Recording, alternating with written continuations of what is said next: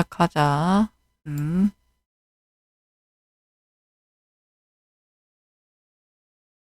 이상한 소리 하지 말고.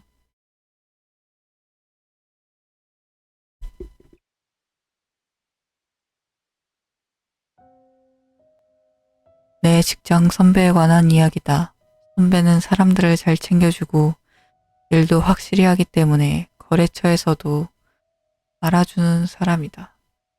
다만 조금 이상한 것이 있다면 가족들을 너무 끔찍히 아끼고 있다는 것이다. 아내나 딸의 이야기를 시작하면 도무지 멈출 줄을 몰랐고 휴일에 가족들과 무엇을 했고 어디를 다녀왔다며 사진까지 꺼내들고 자랑하는 것이다. 그것만 보면 얼마나 좋은 가장인가. 문제는 그 아내와 딸이 이미 세상 사람이 아니라는 것이다. 이 이외에는 정말 의지할 수 있는 사람이고 일도 잘하기 때문에 모두 그 부분은 모른 척하고 지낸다. 그리고 어느 해 송년회 날이었다. 그 해는 상당히 회사 실적이 좋아서 송년회도 제법 호화롭게 치러졌다. 선배도 평소와는 다르게 매우 기분이 좋아 보였고 평소에는 하지도 않던 과음을 했는데 송년회가 끝날 무렵에는 똑바로 걷기는커녕 의자에 앉아있기도 힘들 정도였다. 상태가 이러니 집에 혼자 돌려보낼 수 없었지만 선배는 가족이 기다리고 있다며 말을 듣지 않았다. 결국 사장님의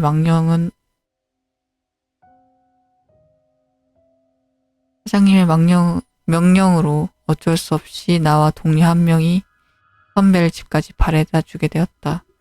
그 동료는 술을 못 마시고 마침 차를 가지고 왔었기 때문에 그 차로 선배의 집까지 가게 됐다. 선배는 몸도 못 가눌 정도로 취해 있었는데 언제 챙긴 것인지 포장한 음식을 품에 꼭 껴안고 있었다. 당연한 얘기지만 선배의 집에 도착하니 집에 불 하나 켜져 있지 않았다. 보면서 어느 정도 정신이 든 선배는 다들 벌써 자나 보네. 이렇게 말하며 웃었다. 들어가서 차라도 한잔하고 가라는 것을 밤이 늦었다며 거절하고 있는 그때 집안에서 누가 달려온 소리가 들리더니 현관이 덜컥 열렸다. 그러자 선배가 온 얼굴에 미소를 띠며 에이 뭐야 안 자고 있었구나. 선물 가져왔어. 이렇게 말하는 것이다. 그렇게 우리는 칠흑 같은 집 안으로 들어가는 선배에게 인사를 하고 차로 올라탔다. 우리는 그저 차 안에서 덜덜 떨고 있을 뿐이었다. 선배는 도대체 뭐랑 살고 있는 거야? 지금도 선배는 가끔 아무것도 찍히지 않은 사진을 우리에게 보여주며 아내와 딸을 자랑하곤 한다.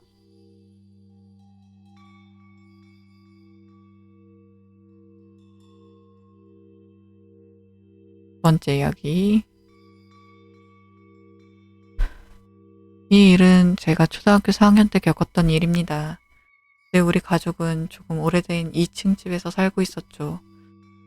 마침 그날은 부모님이 안 계셔서 저는 언니와 단둘이 집에 있었습니다. 언니는 시험 기간이라 공부한다며 언니 방 책상에 앉아 있었고 저는 제 방 침대에 누워 이리저리 뒤척이고 있었습니다. 항상 언니와 함께 놀던 저는 괜히 심심해져서 언니에게 말을 걸었습니다. 언니, 뭐해? 공부. 응? 그런데 저는 뭔가 이상한 것을 느꼈습니다. 제 물음에 대답한 목소리는 언니의 목소리가 아닌 처음 듣는 낯선 사람의 목소리였습니다. 언니야, 뭐 한다고? 응? 뭐가? 그렇게 제가 아는 언니의 목소리가 들려왔고 저는 무서워 벌떡 일어났습니다. 그런데 그 순간 갑자기 성인 남자 형태의 검은 그림자가 엄청나게 빠른 속도로 제가 누워있던 침대 옆 창문으로 사라져버렸습니다. 하지만 제 방 2층에 있었고 창 밖에는 평평한 벽만 있어서 사람이 발을 디딜 만한 공간은 없었죠. 저는 뭔가 꺼림직하고 무서워져서 언니의 방으로 갔습니다. 그런데 언니가 공부를 안 하고 만화책만 보고 있더군요. 아까 내가 뭐 하냐고 물었을 때 공부한다고 했잖아. 뭐? 내가 언제 그랬어? 나 너 침대에 눕자마자 만화책 봤다? 그렇게 언니의 말을 들은 저는 혼란스러워졌습니다. 그 당시 저는 무서운 이야기를 조금만 들어도 견디지 못할 만큼 겁이 많았는데 이상한 일을 직접 겪으니 차라리 꿈이라도 믿고 싶을 정도로 겁이 나는 겁니다. 일단 저는 언니에게 아무것도 아니라고 한 뒤 방에서 나갔습니다. 그런데 거실 벽 쪽에 아주 작은 손이 불쑥 튀어나와 있는 겁니다. 그 손은 마치 갓난아기의 손처럼 작았습니다. 저는 너무 놀라서 울먹이며 언니에게 아기 손 같은 게 튀어나와 있다고 말했지만 언니는 아무것도 없다며 저를 달랬습니다. 그 이후로 우리 가족은 이사를 가게 됐고 그 손은 다시 보이지 못했습니다. 하지만 전 지금도 가끔 아무도 없는 곳에서 휙 하고 지나가는 검은 그림자를 보곤 합니다. 어때? 좀 무섭니?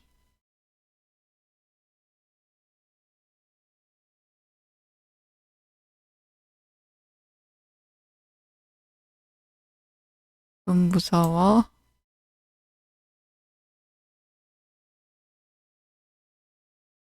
무서운 이야기 하니까 도망친 거 보소.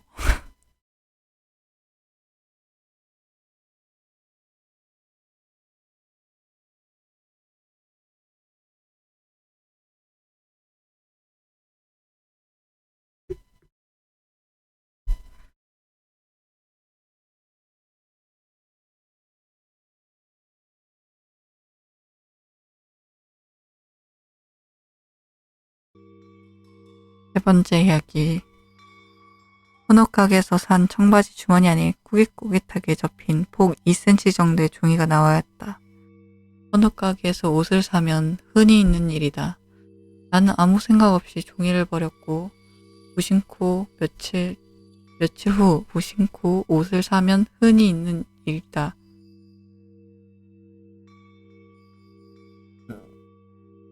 뭔 소리야? 무심코 주머니에 손을 넣었다가 또다시 같은 모양의 종이 조각이 발견돼서 무서운 이야기라면 낮에도 못 듣는 성격이어서 친구를 불러 그 종이를 살펴보라고 부탁했다. 이런 기묘한 것을 아주 좋아하는 친구였다. 그런데 호기심 가득한 얼굴로 종이를 편 녀석의 얼굴은 새파래졌다. 여기 쓰여있는 거 넌 모르는 게 좋겠다. 이 종이는 내가 공양해 둘게. 공양? 따로 믿는 종교가 없었던 나는 좋을 대로 하라고 했다. 다음날 친구가 스쿠터에 치이면서 오른쪽 다리가 부러지는 사고를 당했다. 분명히 그 종이 때문이라고 생각한 나는 친구에게 그때 무엇을 본 거냐고 물어보았고 평소 활발한 성격의 친구가 기가 완전히 죽어 있었다. 그런 녀석의 모습에 이런 걸 물어봐도 되는 건가 잠시 동안 망설였지만 괜히 나 때문에 사고가 일어난 것만 같은 용기를 내서 물어봤다. 하지만 친구는 자신의 부주의 때문에 사고가 난 것이지 그 종이엔 아무 상관없다 말했다. 뭔가 심상치 않다고 생각한 나는 몇 번이고 조른 끝에 종이에 쓰여있던 게 무엇인지를 들을 수 있었다. 난 죽었는데 넌 왜 살아있는 거야? 푸른색의 잡다한 글씨가 쓰여있는 그 종이를 친구가 신사에 공양했다고 한다. 이렇게 비가 쏟아지는 밤이면 하필 그런 무서운 이해가 머릿속에 뿌리를 내려 잠을 이룰 수가 없다. 우리 친구에게 저주가 붙어버린 거라면 좋을 텐데.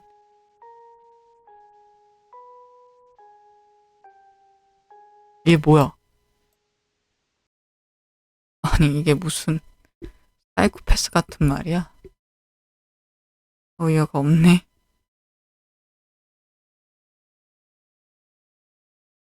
여기까지.